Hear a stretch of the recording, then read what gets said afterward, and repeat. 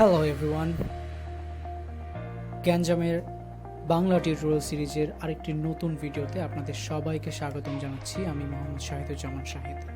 আজকের এই ভিডিওটাতে আমরা দেখব কিভাবে জ্যাঙ্গো ফ্রেমওয়ার্কটা কাজ করে এবং এর সম্পর্কে আরও কিছু মজার জিনিস জানতে চেষ্টা করব।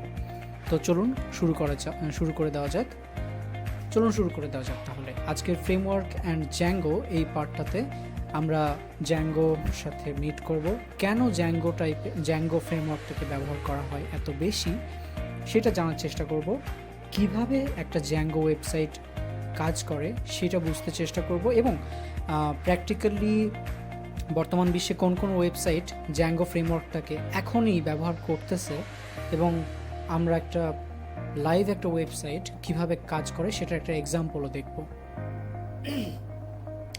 So meet Django. It's a high-level Python web framework that encourages rapid development, clean and pragmatic design. So, আমরা যখন একটা ওয়েবসাইটকে ফ্রেমওয়ার্কের মাধ্যমে হাই লেভেলের একটা ওয়েবসাইট ডেভেলপ করতে চাই বা ওয়েব অ্যাপ্লিকেশন ডেভেলপ করতে চাই যেটা অনেকটাই ক্লিন কোডেড হবে, এর জন্য জ্যাঙ্গো হচ্ছে বেস্ট।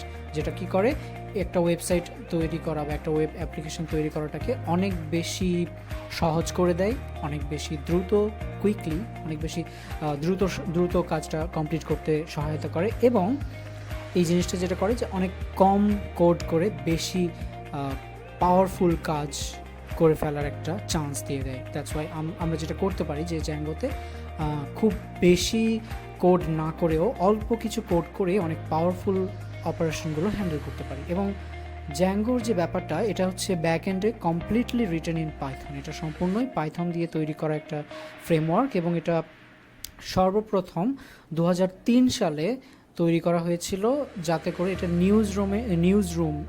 নিউজরুমে যে ডেডলাইনগুলো থাকে, যে আমরা জানি যে একটা নিউজ চ্যানেল বা একটা নিউজ ওয়েবসাইট যেগুলো থাকে সেখানে খুবই দ্রুততার সাথে কাজগুলো করতে হয় এবং সেখানে ডেটাগুলো আপডেট অনেক বেশি ফাস্ট এবং ডাইনামিক্যালি দিতে হয়, যেখানে এতটুকু দেরি হয়ে গেলে সেটাই একটা বিশাল পারফরমেন্স লসের জন্য দায়ী হয়ে যায়। দ্যাটস ওয়াই এখানে ফাস্ট মুভমেন্টসের জন্য নিউজ রুমে যে ডেডলাইন্সগুলো আছে সেটার সাথে মিট করার জন্য 2003 সালে প্রথম তৈরি করা হয়েছিল এবং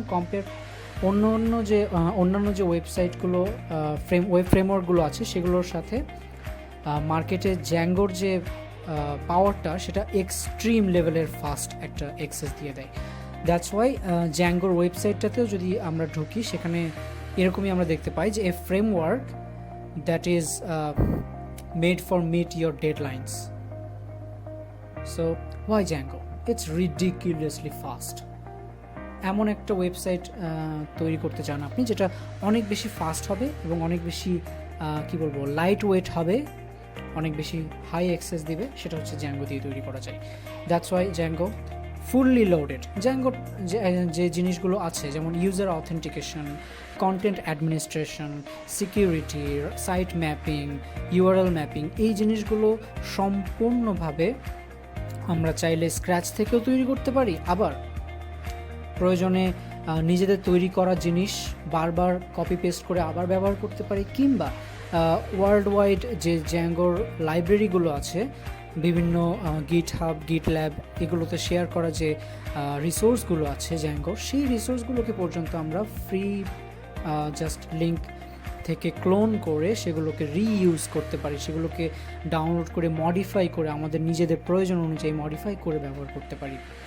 And reassure the security. Django takes care security seriously and helps developers avoid many common security mistakes. So যেটা হয়ে থাকে যে আমরা যখন একটা স্ক্র্যাচ থেকে একটা ওয়েবসাইট তৈরি করতে চাই, ব্যাক এন্ডে বেশ কিছু সেন্সিটিভ জিনিস থাকে যেগুলো অনেক সময় সাধারণভাবে মানুষের চোখে একটু হলেও এড়িয়ে যাওয়ার একটা চান্স থাকে, একটা ভালনারেবিলিটি থাকে। দ্যাটস ওয়াই ওই জিনিসগুলো অনেক সময় এতটুকু এড়িয়ে যাওয়ার কারণে বড় ধরনের একটা সিকিউরিটি গ্যাপ থেকে যাওয়ার চান্স থাকে।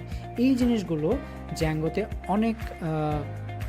অনেকটাই রেস্ট্রিক্টেডভাবে অ্যাসিওর করা হয়ে থাকে যে ওই ছোট্ট একটা দুইটা জিনিসও যদি বাই এনি চান্স যদি ওটা ঠিকমতো কোড না করা থাকে, যদি কোনো ওয়েবসাইটে সিকিউরিটি যে পার্টগুলো সেগুলোর কোনো একটা বিন্দু মাত্র এদিক ওদিক হয়ে যায়, তাহলে জ্যাঙ্গো যেটা করে সম্পূর্ণ ওয়ার্নিং দেয়, দিয়ে যে এই সিকিউরিটির একটা পার্ট এটা মিস করা হয়ে গেছে, এটা যেন এক্ষুনি ফিক্স করা হয়, আদারওয়াইজ সে ওয়েব পেজটাকে most of the time load করতেই দেবে না। সো দ্যাটস ওয়াই যেটা দেখা যায় যে হয় জ্যাঙ্গোতে পেজগুলো যেটা হয় যে জ্যাঙ্গোর ওয়েব পেজগুলো অনেক বেশি সিকিউরড হয়ে থাকে।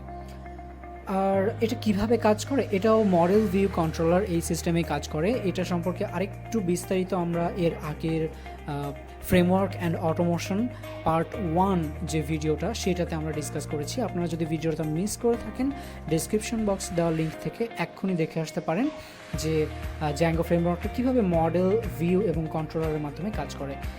আর ফর সিম্পলিসিটি আমি একবার সংক্ষেপে এটা একটু বলে দেওয়ার চেষ্টা করি যে যখন আমরা একটা ওয়েবসাইট রিকোয়েস্ট পাঠাই একটা ওয়েব ব্রাউজার থেকে, সেটা জ্যাঙ্গোর কন্ট্রোলারে যায়, তারপর সে যেটা করে যে কন্ট্রোলারটা চেক করে যে এটার জন্য ভিউ তৈরি করা আছে কিনা, ইউআরএল ম্যাপিং করা আছে কিনা, টেমপ্লেটস আছে কিনা, এবং মোস্ট ইম্পর্টেন্টলি এটার কী মডেল লাগবে সেই মডেলগুলো ডেটাবেজে ডেটা আছে কিনা।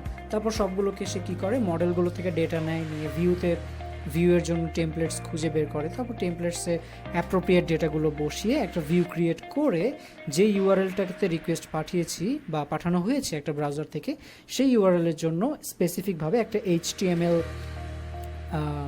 রেডি পেজ জেনারেট করে একটা ভিউ ক্রিয়েট করে সে রেন্ডার করে দেয়। সো এইভাবে MVC মডেল ভিউ কন্ট্রোলার সিস্টেমে জ্যাঙ্গো কাজ করে। অ্যান্ড আমরা যেটা করব এখন, লাইভ একটা ওয়েবসাইট আমরা দেখব, যেটা একটা বই বেচা কেনার একটা website. So it's a book shop. So আমরা যেটা করব, পাইথনে এই ওয়েবসাইটটাকে রান করব। So this is page. এখন যদি আমরা ওয়েব পেজটা ওপেন করি, সো এই হচ্ছে একটা ওয়েবসাইটের পেজ, যেটা দেখতে মনে হবে যে 8-10টা সাধারণ ওয়েবসাইটের মতোই। এখানে আমরা দেখতে পাচ্ছি 2টা বই আছে, নিচের দিকে কিছু ফুটার লিঙ্কস আছে, ওপরের দিকেও কিছু লিঙ্ক আছে, admin, register, log in and filter books. So এখানে অ্যাডমিন অপশন আছে, log in password and also register option আছে, আমি একটা অ্যাকাউন্ট তৈরি করতে চাইলে, and if you have already an account please log in here. So এখানে লগ ইন করার অপশন আছে। সো এই যে ব্যাপারটা, এখানে একটা ওয়েবসাইটে আমরা যেটা দেখতে পাচ্ছি যে ফ্রন্ট এন্ডে এই মুহূর্তে কমপ্লিট একটা ওয়েবসাইট যেখানে সমস্ত ডেটাগুলো দেওয়া আছে, কিন্তু কথা হচ্ছে যে আমরা ব্যাক এন্ডে কি এইভাবে প্রত্যেকটা বইয়ের জন্য আলাদা আলাদাভাবে কাজ করেছি? চলুন দেখে নেওয়া যাক। আমরা যদি এখানকার ব্যাক এন্ডটা ওপেন করি, প্রোডাক্টসের templates and app base.html। So এটা ছিল এই ওয়েবসাইটের base.html যে পেজটা, অর্থাৎ সেখানে আমরা যেটা করেছি যে এখানে কিছু অপশন রেখে দিয়েছি, যে ইফ, তারপরে ফর লুপ, যেমন for items in books, then book category name, end for, end if. এখানে যেটা হচ্ছে যে ইফ ইউজার ইজ অথেন্টিকেটেড, যদি ইউজার লগ ইন করে থাকে তাহলে আমরা এখানে বেশ কিছু জিনিস এখানে শো করবো, যেমন বুক ক্যাটাগরি শো করব। তারপর ইউজার যদি লগ ইন করা থাকে তাহলে তার নেভিগেশন বারের সাথে তাকে দেখাবো যে সে লগ ইন করেছে কিনা, যদি না করে থাকে তাহলে লগ ইনের ব্লকে পাঠাবো, রেজিস্ট্রেশনের জন্য রেজিস্ট্রেশন ব্লকে পাঠাবো। এইভাবে জিনিসগুলো কাজ করে। যেমন এদিকে এই জিনিসগুলোতে আমরা এখানে কিছু ক্যারোসেল, স্লাইডার সেইটার জায়গা করে দিয়েছি। তারপর আমরা যদি বুক ডিটেলসের পেজটাতে যাই, যখন একটা বইয়ের নামের উপরে ক্লিক করা হয় যে এই বইটার ডিটেলস আছে কিনা, সো এখানেও দেখা যাচ্ছে যে আমি রেজিস্ট্রেশন করেছি কিনা বা লগ ইন করেছি কিনা, সেটার একটা অপশন চলে আসছে যে আমি যদি লগ ইন না করে থাকি এই বইটা কিনতে পারবো না। To buy this book you have to log in. And এখানে আমরা দেখতে পাচ্ছি যে একটা বইয়ের নাম, তারপর একটা ছবি, তারপরে author name, price, rating point, কোন ক্যাটাগরি, হ্যাঁ এই বইটা কোন ক্যাটাগরির, তারপরে এর সম্পর্কে একটু ডিসক্রিপশন, এবং লাস্টলি এই বইটা আমরা কিনতে পারবো কিনা। সো এখানে যদি আমি এখনও লগ ইন করা হয় না আমার অ্যাকাউন্টটা থেকে, দ্যাটস ওয়াই এখানে দেখাচ্ছে না। আমি যদি এখন লগ ইন করতে যাই,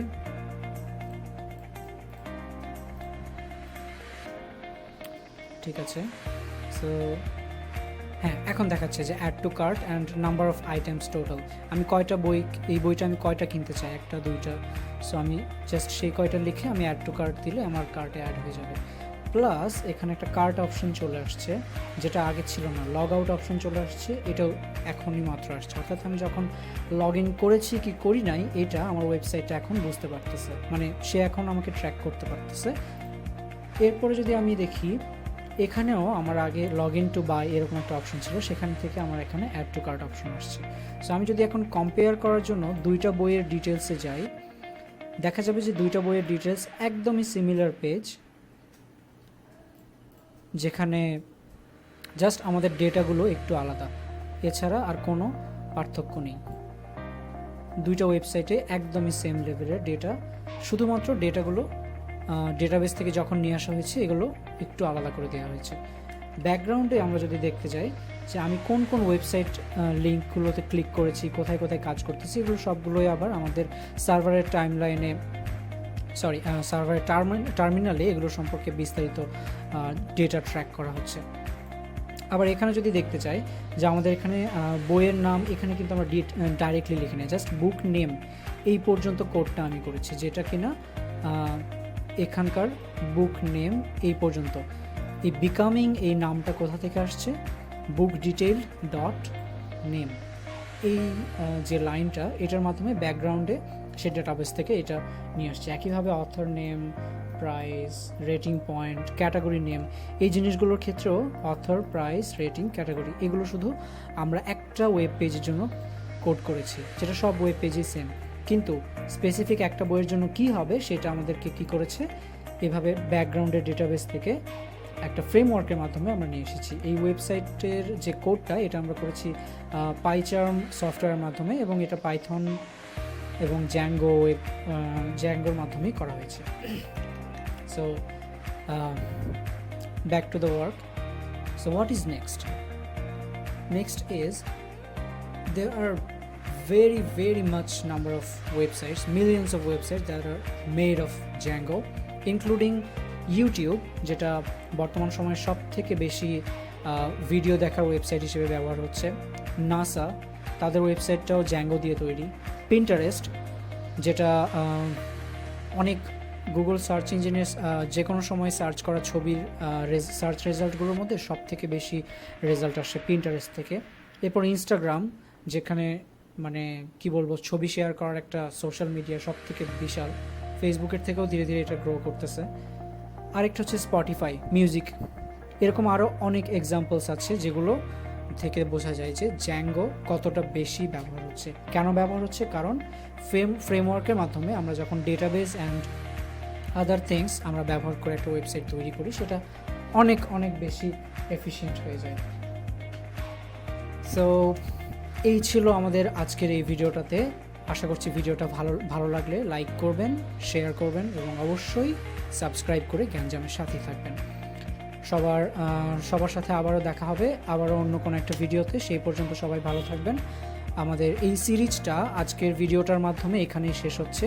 সবাইকে অসংখ্য ধন্যবাদ আবারও আমাদের সাথে থাকার জন্য। আল্লাহ হাফেজ।